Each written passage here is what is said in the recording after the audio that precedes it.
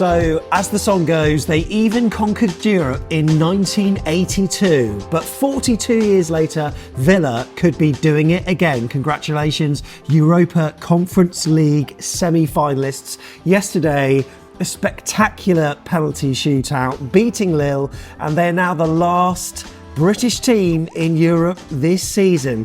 You know what this means though, Tom? Go on. Well, the 4th place spot is Champions League. The 5th will probably not be. That means Villa really need to win when they play us on Sunday. But also, it maybe means our European dream, distant as it was, is probably over. But on the plus side, they're going to be knackered, right? 120 minutes of football. Yeah, no, it's very true. I think it's one of them, you look at it both ways. I think, as you rightly said, they kind of need to win more now, weirdly, because they need to make sure they're 4th.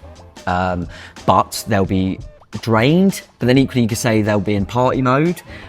Weird one, but I'd like to take this moment to thank Villa, because as a Bournemouth fan, you know, we're in a luxurious position because for us, we're not, as many outside of Bournemouth anticipated, in a relegation scrap. Right. So we're kind of sat here with nothing to play for. But you always want a glimmer, don't you? So we were grabbing, going, 8th could be Europe. Yeah, we were. And West Ham let us down, Man City let us down, Arsenal let us down, who was the other one? Liverpool let us down. Villa tried for us. Yeah. So fair play, Villa, you tried, but Coefficient FC is in the bin and Europe's gone for us, unfortunately. But yeah, as you say, Villa needs to cement 4th now. When you look at the fixture list and the fact they've got a little gap on Spurs, they're definitely favourites. But home to Bournemouth, they'll be saying we need to get maximum points. It's almost like you're trying to butter Villa fans up to subscribe. Make sure you do that. We'll remind you to do it later in the video. How rude of us, though. Welcome. This is the big Back of the Net match preview. My name's Sam. My name's Tom. Shall we check out the last time we played Villa? Not at their place. That was awful. What about this season? It was a good game.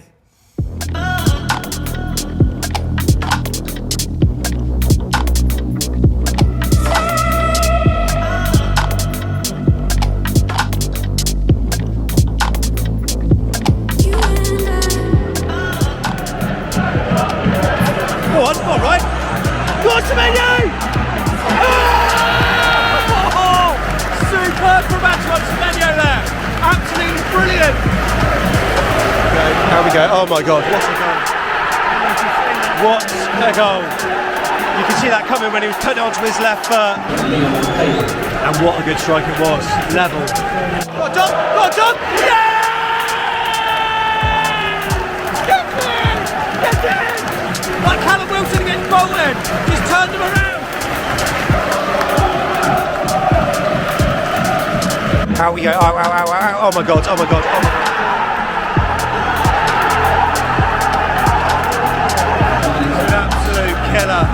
Absolute killer, Ollie Watkins. There we go then. Desmond. Heartbreak at the death. Ollie Watkins, of course, Ollie Watkins scoring for Villa. It was a really good game, wasn't it? I think Antoine Semenyo opened the scoring for us. Dom Solanke made it 2-1 after they equalised. I think they went 2-1 up as well, but VAR chalked it off, thankfully. But then Ollie Watkins, crossed on the right, came in, deft header, 2-2. Now, at the time, though, that was quite a good point for us because Villa were riding high in the league. I think they were in 4th place. And we were around 16th position as well with only 13 points on the table. So at the time, it was a good result with a good performance to boot. And that was just in that period where things were starting to click for us, wasn't it? 100%, mate. I think at the time, you would have looked at Villa, despite being away, said that was your banker of the weekend, Villa going to Bournemouth. And we turned up, and as you say, it kind of coincided with a better form after that. But yeah, the performance was the main thing. Yes, it was a decent point. You can look at it and go, oh, we could have seen that out. But the performance against a Villa side that were absolutely flying was really impressive. And I think we kicked on from that because we saw we can go toe-to-toe. And if it wasn't for a header in the last minute, we beat Aston Villa. So, yeah, it was a really promising performance. Really enjoyed it, remember it well. And, yeah, I know our resident Villa fan, Catherine, who came down for it and was in Lille last night, so she's happy. I remember her being like, we got away with a point there. So, you know, we've got to look at that as a big positive, mate. But going to Villa Park is a different story, I think. Last season, wasn't overly great. Let's check out the league table this season, though. And look, they're in 4th spot. Spurs have got a game in hand. They've got a superior goal difference by 3, but it puts the pressure on now, doesn't it? Because you could have said, if the coefficient worked, that the top 5 already is sorted. So it certainly adds something to the mix, and it's basically Spurs versus Aston Villa. So they need to beat us, but after 120 minutes of football, as I said, and a mentally shattering penalty shootout, how will it work? Will it give them more motivation, or will it maybe be one step too far? Because that's a lot of football to be playing in the space of, 3 or 4 days. And it was a tough game for them. I thought they'd be, I think Villa fans would say as well that I thought they would play better. I thought Lille were the better side in the second leg. And Unai kind of alluded to the fact that they probably should have killed it off in the first leg. Second leg was difficult for them. I thought Lille played really well, but Villa kept themselves in the game. And I was messaging Catherine at the time saying that if you get the penalties, you're absolutely fine, because Emi Martinez in France, they booed every one of his touches. And I tell you what, he is the biggest S-house, but I wish he was mine. I bet Villa fans love the fact that he's theirs, because incredible. And there was a weird situation where he got 2 yellow cards but didn't get sent off. And turned out to be the match winner. It was crazy. But that's because yellow cards don't carry on into the penalty shootout. Apparently so, but because he's got 3 yellows in 2 games, he could be suspended for the first leg, apparently. Wow. It's a weird one, and obviously our ex-reporter Jacob Tanswell was doing Aston Villa, and he was trying to get his head round it. He was in Lille as well, so we got I was really pleased for him. I think, to be honest, from a selfish point of view, I was chatting to a few Bournemouth fans, you included, saying, I want Villa to go through, but I wouldn't mind it going 120, just to wear them out a little bit. They've already got a few injuries and suspension, so we've got to look at that as a positive, because we've got a few players out as well. So any little thing we can grab onto, mate, we'll take.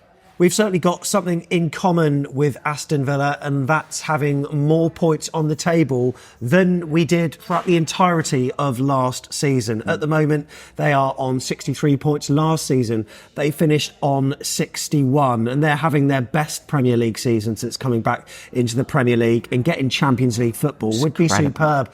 Their form, let's check out the form table. They're 8th on it at the moment. Not overly great, because we are in 6th place, and really that last D for Bournemouth, it probably should have been a W. And look, if you want your stats, there's always a baseline tracker. Oh, don't do that. And you know what? The thing about the baseline tracker, what it sort of does indicate is that you're not good. It does. You're not dropping points at home, but you're also picking up wins or points against the big 6, but also teams away from home as well. And with plus 27, they're doing very well at the moment. So fair play to them for that. But you know what, Tom? This could be a tale of 2 strikers that maybe both miss out on the Euros. Crazy, I think Ollie Watkins and Dom Solanke, they're both up there. In terms of non-penalty goals, Watkins hasn't scored a pen. Dom has only scored 1. I think Watkins has got, 19? 2 Solanke, 17. And it's going to be a nice little interesting sub-story to Sunday's game, isn't it? Yeah, no, I agree, mate. I mean, he did play the entirety, didn't he, of last night, so he might be tired a little bit. We know Dom's had an illness, so it'll be interesting to see which one of them turns up more. They both played well in the other fixture at our place. But yeah, it's an interesting one. I personally would take them both. And I'm not just saying that because I don't want to criticise Villa fans. I wouldn't. I think they would be the same. They wouldn't swap Watkins for Solanke, no chance. But I don't think we would swap them either, because it's the way we play, etc. But they're both a million times better and have better seasons than Ivan Toney. Will he take 3? I don't, because obviously Kane's a given. I'm not sure. But what I'll say is 2 top strikers, both English, both doing really well in the Premier League. Not being in one of the big clubs is good for both sides. So yeah, 2 top strikers, mate. So see who turns up. I'm sure they'll kind of dive into that on Match of the Day and now which one turns up. I think it could be about that. But I always remember last season at Villa Park. I don't know if you remember, we lost 3-0, didn't we? Yeah. We were 1-0 down, and Solanke ran through 1-on-1. And he wanted confidence at the time. Do you remember he got caught up by Mings? I do remember. And so he'd like to have a better one this time round. But yeah, that'd be an interesting little subplot. As you can see, we are at the QP once again, the Queen's Park Hotel. Make sure you give it a visit. By the way, you know the raffle that we, they always have. It was good to see that they were both there after the game, winning £100 and £50 respectively. But also, not just that, here we're back in the net, we had our competition to guess the time of the first Bournemouth goal. There was one. 2 winners. And you know the surnames of them? Smith and Jones. I love that. Yeah, Kerry Smith and Tracy Jones. So what they've done is they've shared the prize. So they've got 2 roast dinners for 2 each, plus a drink. We're not doing it for this one, but we will for the next home game. It's all about guessing the first Cherries goal scorer. So yeah, great place to drink. And when's the next time that fans can drink here pre a match? It'll be Brighton, won't it? So that is a week, Sunday, another Sunday game. So yeah, get down for that. That'll be a good game as well. I think that's one that we can look at and go, look at our home games and get some points there. So that'll be an interesting one, mate. But yeah, first goal for Brighton, that'll be a tough one again. Not sure. We keep scoring quite early at the moment. We do. That was 16 minutes. Yeah. I wonder what it'll be for the next one. So yeah, make sure you visit the QP. Look, you can get a roast dinner for a tenner, but if you're a season ticket holder, it's just £1 off. If you want to book, by the way, there you go. There are the details at the bottom of the screen. We've popped them in the description as well. Just tap and then you can give them a call to book. So we're going to check out Aston Villa's recent results now. Tom's going to talk me through them. But since our game against Aston Villa, we'll have a look just quickly at home. Yeah. Because they've beaten two of the title chasing sides, Manchester City and Arsenal. So they turn up against the big teams. Will they turn up against us? Well, maybe they will, because we're a big side, right? They beat Burnley 3-2, Forest 4-2 and Wolves 2-0. They drew 1-1 with Sheffield United, which was a little bit of a shocker. I think they equalised late for that one, didn't they? Yeah, they did. And then 3-3 against Brentford. Yeah. But they have lost at home 3 times. Newcastle United, Manchester United, and then their last one, 4-0. Imagine losing twice to Manchester United. Absolutely bonkers. But look, let's go through the last sort of results. We'll maybe start at the start of March, and that was when they faced the Hatters at Kenilworth Road in a match you would think they would steamroller them, but it didn't turn out to be the case. Well, I'll speak similarly to what I did when we played Luton, because we had to talk about this game, and I remember saying at the time that Villa were 2 up, cruising really, and then Luton got themselves back in the game, and I felt that Luton then kind of were a bit naive and went, we can win this, and Villa are too good. Went straight up the other end and won it, so fair play to them. The Ajax, obviously the first leg, they drew away from home, which is perfect, because you fancy yourselves at home and they absolutely smashed them in the return. The Tottenham one in between that was a real weird one. But again, is that because of Europe? Hopefully. Went to West Ham and drew, which not a bad point, but they probably could have won that game. They were comfortable against Wolves throughout, really. City was City. I didn't think they were that bad in the game, but Man City can do that to you. Brentford, they should have won. Yeah, they really should have won that game. The 3-3, as you mentioned. Lille got the job done in the first leg, as we saw, was crucial. And the Arsenal game, first half, Arsenal, you just thought it's a matter of time, but he's a very intelligent coach in Unai Emery, and he just kind of, the way he managed that game, and we looked at it, it's interesting because obviously Emery is ex-Arsenal, and you go, Arteta's still pretty new. Yeah. In managerial terms, and I think you saw that in that game in particular, that the coach won that. I just felt in the second half that Emery knew how to win a football match.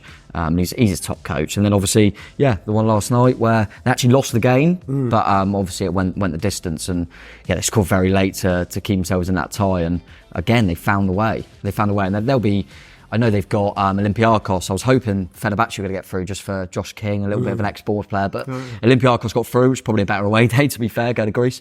So they've got them, and then you would have assumed it would be Fiorentina go through in the other leg. So you've got to say Villa are favourites for the Conference League. I think they'll win it. Emery in Europe, Villa's squad. So I think they'll win. If they win the Conference League, which like I say they're favourites, and they get 4th, which you'd say they're favourites, that's an incredible. That's manager of the season stuff, isn't it? Yeah, absolutely. Got to be. Yeah, big time. But what I will say to Villa fans is, thank Bournemouth for your European progress, because I'm going to say, go on. What's your conspiracy theory? If you're a player, right, it's not really done much. You're on a journey, and for the first time in your kind of career, really, as a player, you're involved in success, and then you leave that football club, you just think, I need that again. I want success again. So, Morgan Rogers, right? Morgan Rogers comes to AFC Bournemouth. Scott Parker's AFC Bournemouth, and he's part of a squad that get promoted. He's finally, at a young age, gone, I know what success feels like. I'm going to go in, ply my trade at Borough or whatever. So that's why? No, listen. Ply my trade at Borough or whatever. Then I'm going to get a big move to Villa. And then when they get an injury in a quarter-final, I'm going to come on, see the game out, and I'm going to be in a European semi-final. That is thanks to Bournemouth. That is thanks to Scott Parker. By the way, Morgan Rogers, he's been brilliant. I have never... there was no part of me that saw this. Honestly, when he was at Bournemouth, right, for a season, he was absolutely atrocious. So if you've got a couple of quid somewhere where you want to put a bet on, put on Morgan Rogers scoring against Bournemouth at the weekend because it's a given. But you know what? That's what Charlton fans said about Simon Francis before. It's weird, isn't it? There's always them odd players. Yeah, Morgan Rogers, honestly, as much as we don't dislike him, I'm quite happy to see what he's doing there at Villa and what he's done at Borough as well. But if he come on in the game, you go, game's over. You just get the ball, lose it. So really didn't see it coming. So fair play to him. But I think that what made him the player he was going for a bit of hardship, but also seeing what it's like to get promoted and going, you know what? I quite like kind of getting the success. So Morgan Rogers, Scott Parker, AFC Bournemouth. That's why Aston Villa. And I tell you what, they look good at the back, don't they? Because Tyrone Mings is out. Yeah, that's right. Right, let's check out our head-to-head. Get over that conversation. And look, we're even Stevens. We've lost against them 5 times. We've won against them 5 times, and we've drawn a couple as well. Look, there have been a few matches that have been pre-Premier League, 4 in fact, ranging from 1971 to 1988. However, since then, I think we've played them in the FA Cup, and then it's been Premier League all the way, where we've had some good wins and also some losses that have been disappointing, not least the last one as well. Yeah. Now, if you're new to the channel, there's a certain thing you can do, Villa fans, if you didn't do it earlier, you can do it now, plus you can do something else. Yeah, click that like button because you like everything I've said. I've been quite nice to Villa as well, and they deserve it. So yeah, and you remember, I haven't even mentioned Goal on Technology yet, so come on, that deserves a like, also deserves a subscribe, and if you click the bell, it'll notify you when all the content comes out, and obviously there'll be plenty of Villa stuff now. So there's going to be some fan reaction at full time. We're going to try to get the Villa vlog out on Sunday night, only because it's jam-packed. We'll need to do, a second look on Monday. And then we've got to go back up there because we've got Wolves on Wednesday, Villa fans, away. So cheers, Premier League, for that. Previewing that on the Tuesday. Yeah.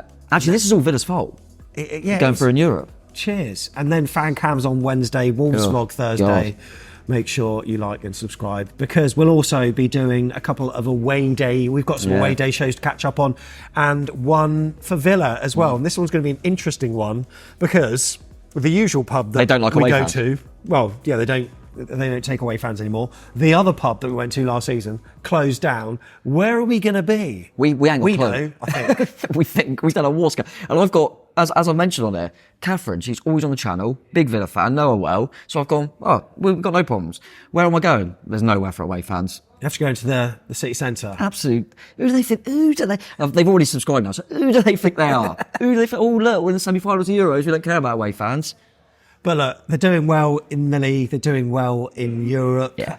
And we, aren't being as clinical as we should be. We should have absolutely been home and dry against United in the first half. We weren't. So maybe Bournemouth fans are being a bit pessimistic. I'll tell you why you shouldn't be. Because look, here's some stats from Matt from Vitals. And look, you can feel more positive because looking at their last 4 games, their 7-point return actually looks like quite a big outlier. The last 4 games were home against Wolves and Brentford and away at Man City and Arsenal. Villa gained 7 points, although they had lower XGs in 4 of the games. So only 1 or 2 points might be more representative of that. How do you like them apples? And also, let's check out the average positions of their starting lineup. They have played City and Arsenal in 2 of them.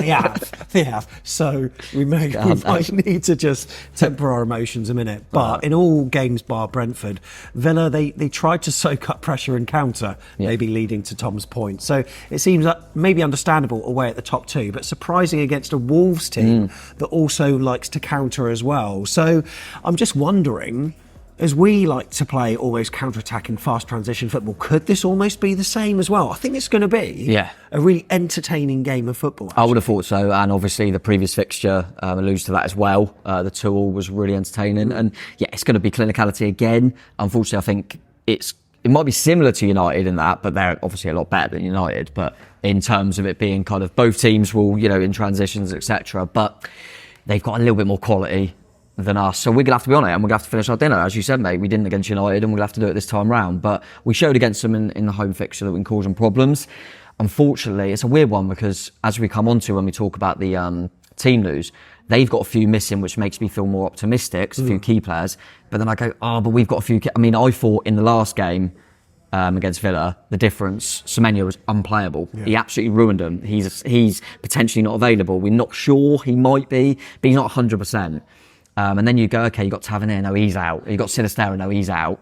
And don't get me wrong, I know Villa got players out, so it's kind of it's an interesting one. So but like you say, I do think it'll be an entertaining game. It's two teams that will try and play front foot for sure. I'll tell you what you've done, Tom, over the course of this preview. We're about 19 minutes in so far. You have inadvertently mentioned a few players that have played for both. Oh, Rodgers and Mings. I've managed to form an 11. Okay. Now, it doesn't have to be right back, left back, but in fact, there's more than that. Can I try really quickly? Okay, so your players that you mentioned so far have been? Tyrone Mings and Morgan Rogers. Yeah, but there are more. I feel like the goalie straight away. I hate him. Orion Nyland. You know what? Very, very good. And that isn't even the keeper that I was thinking of. He doesn't even need goal on technology to be. Because there's another goalkeeper. It's another goalkeeper. Yeah. Ex-Liverpool as well. Ex-Liverpool? That played for Bournemouth. Christ. And Villa. And England. You've got it. David James. Yeah, good. Right, let's think of some more. We have got Joe Bennett at left back. I don't know how I've remembered that. He didn't actually play a game for us, but we signed him for a bit. I don't even have that on my list. Do you not? See, I'm good, aren't I? That's good. Right, let me try and figure something really quickly. Go on. Come on, Two more I'll give you, and then I'll go through the list. Yeah, because we don't want to... Why am I really struggling there? I swear I always talk about... Okay, let's go strikers. Strikers. Right. Okay, one of them played for Southampton as well. Oh, good. Don't want to know about him. And West Ham. Danny Ings. And another for Norwich City, for AFC Bournemouth. Norwich City, Bournemouth. Oh, no. Yeah. No. What, striker? I preceded Callum Wilson. Oh, Graben. The Grabber man. I forgot he went there, yeah. Let's go through a list that we've hatched together. So, Tyrone Mings, Tommy Elphick. Of course, who captained Villa, didn't he? Sean we helped them get promoted as well. We gave them Mings, we gave them Elphick. What more do they want from us? Give us 3 points. Sean Teal. Morgan Rogers, of course, we've mentioned. Danny Ings, David James. We've mentioned Graben. Gary Cahill. Oh, shout. Here's a rogue one. Ajani Birchall. Oh, bloody hell. Is he still there? He's in their youth setup, I think. But do you remember he came on in a game against Huddersfield, was it? Yes, we won 5-0. COVID, won 5-0. I was there. And then he moved to Villa. He was being linked with Arsenal for a bit as well. Also, Liam Ridgewell. No, of course, yeah. I think he's in MLS still. Yeah, you mentioned Nyland, Stephen Cook, and also Keith Williams as well, who's been on the channel. There may be more. There's got to be more. If you know them, put them in the comments. We are closely linked, our clubs, aren't they? Now, do you want some club news? Who's Matt Harold? I think we tried to sign him in 2001. He's at Leyton Orient, first team coach, and they've put out that he's leaving the football club at the end of the season to join a role at AFC Bournemouth. If you're not sure, you kind of think that's a bit random. He knows Simon Francis. They played together at Southend. I think a few people from the Echo and different sources have said they're not 100% sure on his role yet at Bournemouth, but that would make sense. Frano's kind of on his own now. I wonder if he's brought him in, a man he knows and trusts that thinks he can help him with his role. I'm not sure, but yeah, he's obviously someone that's known to Frano, obviously respected in that sense, and obviously sounds like done a really good job at Leyton Orient in his role, so yeah. I was in the North Stand when he scored for Wickham against Cherries in the Great Escape season. Did he? Yeah. Oh, good little long time ago, Matt Harold. So there you go. It's going to be put on the AFCB website, I'm sure, in due course, if it hasn't already. Yeah. Right, do you want some team news then for the weekend? Now, we know that Douglas Luiz is suspended for Aston Villa. Also, who else is out? Kamara's out. Kamara, Jacob Ramsey, Tyrone Mings, of course, Buendia. And here's I think Mings list. will still be there in full kit, though, apparently. That's Probably what, will be there I've in full heard. kit I've heard. at Witton train station, like he was at Bournemouth that time. Zaniolo, what's the deal with him? We're not sure, but obviously he limped off against Lille. So it just feels like if he's got any sort of injury, that's quite a quick turnaround. Yeah. So I would be surprised if he was involved, or definitely start. Moreno as well. Yeah, Moreno out, and they confirmed that he's going to be out for a bit, which is positive for us because it means they've only really got one left back who played 120 minutes on Thursday. So yeah, look at them as a positive, mate. There are a few big players for them out. I keep forgetting Buendia's. He's been out for ages and what a player he is. But so they've got a few key players out. I mean, Douglas Luiz, I think's class. He's so underrated in the middle of the park. Him being out is going to be big for him. So look, we want to be totally honest. The presser has not yet happened. We're recording on Friday afternoon. There's a game going on just over the road there. Andoni Iraola is watching the youth side at the moment. It's live on YouTube and on socials. We'll have to see what the score is. I think they're playing Sheffield United in the Premier League Development League or whatever it is. So that means that the presser's been delayed until 3:30. We arrived here thinking, this is handy. The news will be out. I suppose the one main doubt or point of conjecture is whether Antoine Semenyo will be available or not. We're thinking probably not, or even if he is, might not be starting. Well, that's what I said to you on it, that even if Andoni says he's available, after what happened with Sinistera, that they kind of went, he's available, we'll chuck him in from the start, and he got injured straight away. I think even if Semenyo is available, I think he'll be available from the bench, which he has done in previous games. Sam, why'd you do that to me? I've just put it on live. After 55 minutes, Sheffield United are winning 1-0. I think I've just seen Andoni Iraola over there as well. Oh, hello. So, we don't know whether... so not sure about him. Sinny's obviously out. Tav's obviously out. I think Frederick might be out. Is he? Okay. Imagine if he just starts a game. Love that. Chris Mepham. Mepham's another one that, because it's illness, you're not sure, but I don't think he'd start either way. And same with Tyler Adams, even if he is kind of near into a return. We're in a position now where we're not going to take unnecessary risks with fitness of players. There's no point. So we're probably going to be as we were to a degree. Obviously, Silly come off in the last game and he'll be out. But so both teams have got some key players injured, but both teams obviously going to give an opportunity to players. I think for us, it's kind of... It wouldn't shock me if we chuck in, I'm not going to go with it, but chuck in a few players that you don't expect, just because we're in a position now where you can kind of go, is this lad ready? Is Roman Fev ready to play a part? Because we're in a luxury position, and because of the other English clubs, Europe's out of the question now. Yeah. Now this week you'll be really interested to know who the referee is. No, I won't. No, you're right. It's Tim Robinson, in charge for his 4th game involving the Cherries this season. His previous 3 were all against London clubs, home against Spurs. We lost that. And Fulham. That's good. Yeah, 3-0, sorry, home. Yeah. And he awarded us a penalty for the first time. Oh my God, this guy. Yeah. Here's to you, Timmy Robinson. And away against West Ham as well. So do you remember they decided that it was offside, Dom Solanke's goal, but then VAR overruled it. Tell you what, Robbo. Yeah, but so far in 27 games this season, no red cards have been issued. Could this be the one? Lewis Cook. I was trying to think of red cards and because I don't feel like there's been loads in our games. I don't know about Villa, but Timmy Robbo. That's who I wanted to be in charge. So delighted with that. Nice little Wayman there. Let's see what goes on. Right, let's predict the teams. Come on then. Right then, so Villa in a 4-2-3-1. It seems like all successful teams play 4-2-3-1. Well, is it me? To be fair, I mix them up a little bit because quite often they go 4-3-3. That's right. But obviously, Kamara being out, centre midfield, Douglas Luiz being out, centre midfield. And then I'm not sure if they're going to play, I can't pronounce his name, Irug Boonen. You know what I mean, Villa fans. Yeah, I mean. Just because he hadn't played a lot. Zaniolo getting that injury could kind of come into the midfield. So they're a little bit light there, so that's why I've mixed up a little bit. Emmy will definitely be in goal, I'm sure, Emmy Martinez. I'm going to go, this was difficult because Konza often either centre-back or right-back because Cash looked, Matty Cash, you never say just Cash. No, you don't. He looked shattered. He looked knackered. So I think he'll get a rest, so I think Konza's going to play at right-back. A very good pen, though, from Matty Cash. It was, yeah. I think Konza will go in at right back and Diego Carlos, who was rested, will come in. Yeah. I thought Pau Torres was brilliant in the game and I think he'll play alongside him. And as I alluded to earlier, with Moreno being out, Digne will have to be left back. Yeah. McGinn and Tielemans have to play. Go John McGinn and Euro Tielemans in the middle. And I'm almost going to go Morgan Rogers in that 10 role.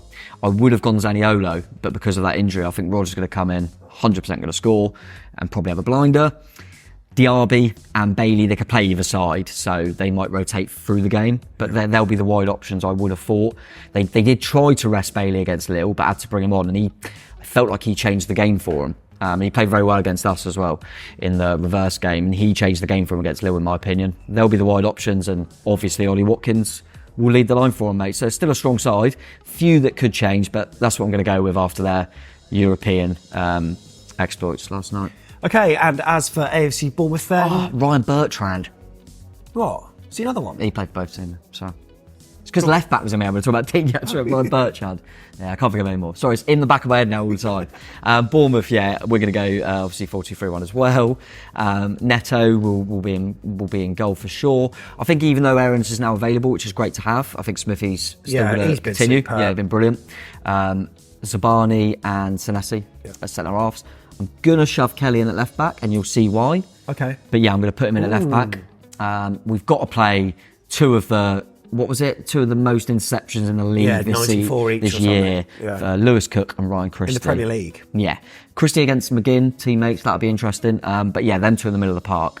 This is where, as Villa fans know, because we spoke about it, we're a little bit light out wide. So you could put Clive out there, but he's been so good in the 10, I just can't see it. So I'm going to keep him in the 10. Going to keep Ouattara in. It could be Semenyo if he's ready or not. I'm going to keep Ouattara. And then I think Milos Kerkez is going to be trialled further forward. He did so well against United. He done really well against United further forward, and I think we might try that.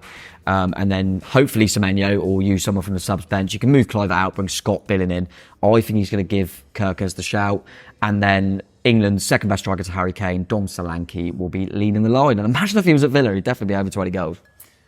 So, how will it go against the Villa? Which, by the way, whisper it. You know Adam Blackmore, BBC Radio son. I do. I used to play football with his son. Oh, did you? All right, well, whisper it. I know he covers Saints, Pompey and Bournemouth incredibly well. Yeah, he does so, yeah. He's a Villa fan. Oh, is he? He's a Villa fan. I know. So I was on his radio show on Thursday night and I got a text here from Tom just before the game saying, can you shoehorn, see if you can shoehorn, here's a challenge for you, shoehorn the fact that I won the quiz in hospitality. Can you do that? And I managed to do it, mate. I managed to do it. And Never in doubt. If you listen back on the link below, I've even put the timestamp for you, you can listen to me shoehorning in what you told me to say, mate. I'm just a robot, mate. I do what you say. That is brilliant from you, mate. I'm really impressed. But I didn't know why didn't I know he was Villa? That kind of rings a bell now. Yeah. Kind of rings a bell. But yeah, so he'll probably be home for a draw shortly. Yeah, of course he will. But then, what are you going for, prediction-wise, mate? What are you thinking? What are you hoping? Hoping we'll win. Sky Sports already know. We mentioned this on the second look, didn't we, last time round, that when they put their league table up, they already gave them 2-0 win. They'd already predicted a load of results, including Palace were involved in a 1-0, Villa beat us 2-0. Class. If this result actually transpires, there's something going on, mate. Conspiracy theory. Matt Letiz is going to be like... Yeah, I was just about to put the Matt Letiz here. Who won me my quiz, by the way? Cheers, Matt. Yeah. Yin and yang. I can't, you know me, I can't be too pessimistic. And we're playing all right at the moment. But I can't say we're going to go to Villa Park and win the way they're playing at the moment. I just can't. They're too strong. Yeah, but they'll be tired. Well, they might be a bit They'll tired. Be so tired. But there'll also be a lot of adrenaline through the party mode. We should have run out by then, surely. Hopefully. No? I think the atmosphere will be really good there, which I'm looking forward to seeing, actually. But I'm going to go for a score draw again. And that's what I'm going to go with. I'm going to go 1-1. Because maybe they're tiring a little bit. Nice little dog's out at the pub, by the way. But yeah, I'm going to go for a 1-1 draw. I think both teams will score. Yeah. But yeah, I can't predict us to lose. I think we've got a bit about us at the moment. And hopefully, as you say, because they're tired legs and that, and we're playing all right, they might kind of go, oh, you know what, let's get a point. Tottenham's fixtures are really difficult, by the way, which Villa fans will be looking at. They've got to play the 3-in title contention. So I think even though they will need to win, they'll want to win the game, I don't think a point's a bad result for either side. So I'm hoping we can just settle on that, please. Oh, you take it when you put it that way. Yeah, I'll go for 2-1. I'll go for 2-1. Yeah, 2-1 to Bournemouth. To Bournemouth. Yeah, I've got a funny little feeling. Like, if not, it'll be 2-1 to Villa. But come on, let's be positive. So you've basically gone, we're going to win. If not, we'll lose. Yeah, basically. Well played. I think it'll be a draw. But yeah, no, I think what's the main thing about this, like I said about the United game and that, in the position we're in, I like playing these sort of games because you know it's going to be open and entertaining. Yeah. So yeah, looking forward to it. But we're not in a position where we're going to go, well, let's try and soak it up a little bit and we might as well have a go. We might as well lose 3-0 if we have to. Let's have a go. So looking forward to it, mate. Looking forward to going to Villa Park when they'll be in good spirits as well, because it could be a good atmosphere. And yeah, hopefully we get the win. But Morgan Rogers going to score, so that's their goal. And Solanke will probably score to get one closer to Ollie. Let us know what your predictions are. We want an emoji, do we, this week? Or do we want a word to be said? Or what do we want? So we know that they have watched this specific part. That's true, what about QP? Yeah, give us a little QP. Just put your scoreline and also put QP after it as well, because that's where we are recording at the Queen's Park. Make sure you get down here. Remember, the links are at the bottom. Tom, looking forward to a Sunday. It's a 3 p.m. Yeah, weird. But it's on a Sunday, which is going to be weird, but we'll still get the content out to you. Fan cam, second look, all that malarkey. So yeah, make sure you like and subscribe, and we'll see you up at Villa Park. Up the chest. Come on. We done that right in sync. That's brilliant. I can't think of any other I feel like there should be loads. Yeah. I can't think of any more. Can you? No. Brian Tyler